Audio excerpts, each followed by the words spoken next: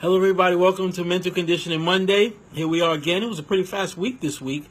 Seems like it was just yesterday that we were here talking about Mental Conditioning Monday. So here we go again. Hopefully, that's a good thing that we kind of, running through the week kind of fast. But it just shows us that life is always pushing forward and challenges are always coming to us, and we're handling it if we're able to come back and keep being able to deliver these messages and being able to receive these messages. So that's the good part about it. And so, like I said, it definitely was a fast week. Hopefully everybody had a good and successful week and had a great weekend, and we are all back here on this Monday getting ready to get started, and we want to do some big things and accomplish all of our goals for the week, all of our challenges for the week as we set forward challenges for ourselves, set forward goals for ourselves. As we always remember, the key to mental conditioning is, just to get better and to keep progressing and to set goals and standards for ourselves. That's really what it's all about. It's nothing so out of the ordinary, but it's really to keep it simple. That's what it's really about. Mental conditioning, the whole movement is about us just getting better and maximizing who we are as people, because that's all I believe that we have, all of the tools that are necessary. We as individuals, contain those tools. We all have those tools in our toolbox, and sometimes we do have to work and condition our minds to use new tools, to understand that we need a new tool. We can always go out there and purchase that tool and put it into our personal toolbox. So that's what the mental conditioning movement is about. We always are, marching towards putting ourselves in the best position. Myself and everybody else who's in the movement and everybody who listens, has to understand that it's always a everlasting project. So with that, let's talk a little bit about the message for this week. The message for this week is going to be interesting. It's going to be mental residency. Mental residency. That's a little bit of a different title, but mental residency. What do I mean when I talk about mental residency? One of the things that, and I kind of touched on it here in the opening, one of the things about the whole mental conditioning movement, just the whole concept of mental conditioning, is that it's really a process in life that's helping us to go forward. The book Mental Conditioning Life GPS gives us a template to go forward and progress to get better. So when we talk about mental residency, we have to have certain goals. We have to have a certain state of mind to go through this process of getting better. So if we don't have that, what I call mental residency, we come to a standstill, and it's very difficult to navigate to our destinations. We have to have mental residency. This is something that is a stabilization of our minds, but it takes a great deal of work to do that. It's not unlike, let me give you guys an example about physical residency, homelessness as opposed to having a home. I remember, let me use this example, several years back. This is going back, maybe 20 years. There was a recording artist in a group. I'm going back, so those of you that are old school will know what I'm talking about here. There was a recording artist by the name of Aaron Hall, and he performed in a group Guy. Guy was in the, I want to say, late 80s or definitely early 90s, was a huge, R&B group. One of my favorite groups actually of all time. And I remember reading a story about Aaron Hall, who was the lead singer of Guy. And he talked about during the height of his career, when Guy was, really doing well, he actually fell upon difficult times where he actually was homeless. But sometimes when you hear these stories about people who are, we would believe is of money, and they say that they're homeless, I'm not saying that they're not homeless, but sometimes they're in positions to where they do have a place to stay. They're staying, it's not like they're staying on the street. But in this particular case, this man actually was staying on the street. He actually was sleeping on the subway. And I'm sharing with you this story because it brings full circle to mental residency and what I'm talking about with mental residency. So he was physically homeless, and he was not in a good place with it, in that he actually was sleeping on the train.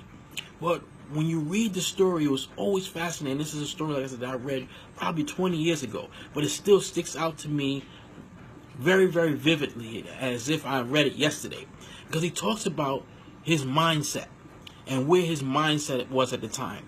Of course, I know that I'm Aaron Hall and I'm homeless, but nobody ever knew that he was homeless, because he said, I knew one thing. I had to make sure that my clothes were sharp, which anytime I saw him, and whenever you did see him, the guy was always sharp. You saw him on television or wherever at the concerts. He still was doing concerts. I knew my clothes was on point. My grooming was always on point. And at that time, that was a big thing, that you had to always be sharp and fresh. Guys with the flat tops back then, and if you had the gold teeth, everything was always sharp. Your clothes, your line of clothes is a little bit different from what the kids wear today. It was a little bit more formal. You know, nice sweaters and shoes and slacks. And you always saw him sharp. And he said, I always understood one thing. Yeah, I would be sleeping on the train, but I had a locker that I had all my clothes in. So I might go to sleep on the train, but as soon as I got off that train, I knew where to go to get myself freshened up. I had my line of clothes, and I made sure that my hair was always cut, so nobody ever knew. So what am I saying when I say this and that?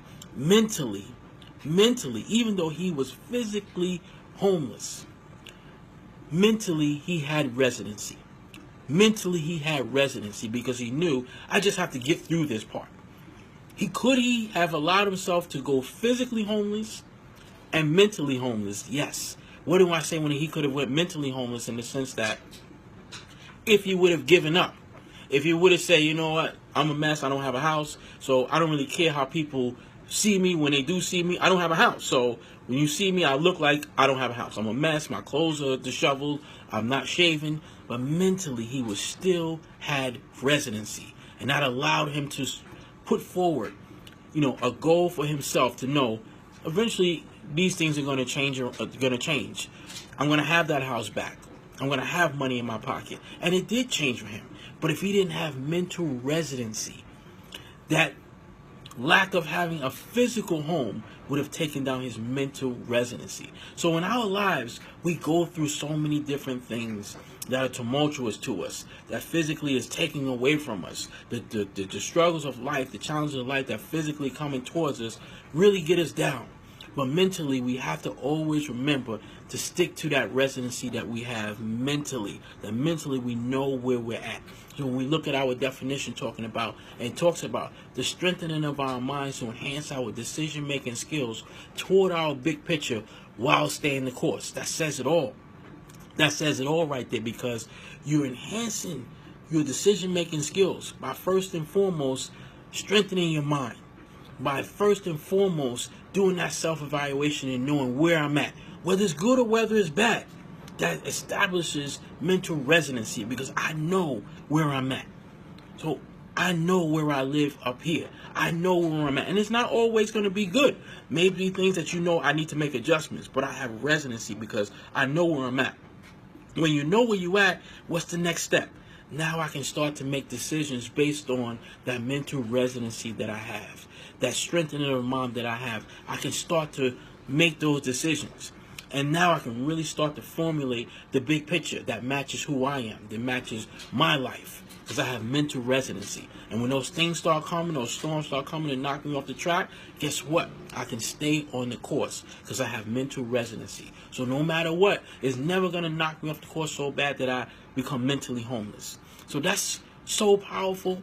And that's so powerful in the storms of life that we go through every day, that we continue to establish our mental residency. So I want everybody to be clear and to always keep that in focus as you are going through the challenges and even sometimes the good things. Don't get so intoxicated by the good things that are happening that you allow yourself to lose mental residency. It's not always the bad things that'll drop your mental residency off. Sometimes it can be the good things. So always keep in mind, no matter what happens, we always want to establish and pay that mental residency. So we have that as a growing, foundation to build and build and build and build and keep building. So that's the message for Mental Conditioning Monday. Hopefully everybody was able to get something from that. And, as you go through the course of the week, keep that in mind. No matter what your situation is, if it's great, things are going really good, or things are going not so good, remember to take a time out. Go in that mental gym and establish your mental residency. So I hope everybody has a wonderful week, a strong, powerful week, and we continue on the movement of mental conditioning. So thank you, everybody, for tuning in. Hopefully you enjoyed that message, and I will see you guys again right here on Mental Conditioning Monday next week. Everybody have a great week. Thank you.